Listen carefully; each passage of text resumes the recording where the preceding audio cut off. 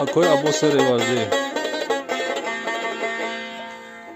خشتمانی نغز داماده دوست می‌دارد، خشتمانی گنده خدا بردارد.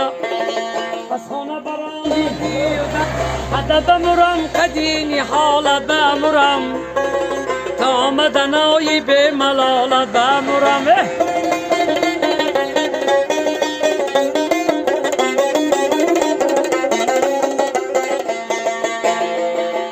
رمالچه ای دادگت گلو گلکاریه، درد زنده آوازی بلبل داری. سالی من سالی دختر شندونه، درد زنده آوازی بلبل داری. کوت برم با پا ببونی دختر، عاشق شده یم دونی ندونی دختر.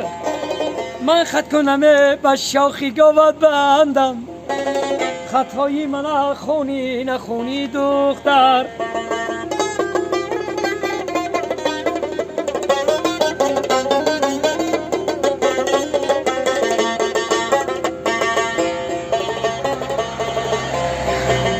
در بندی دلی سفیدی جونو نمورم، در کاشی سیاهی دختری خونمورم. ای سالی من و سالی دختر شندونه، کاشته که تو را نصیبی من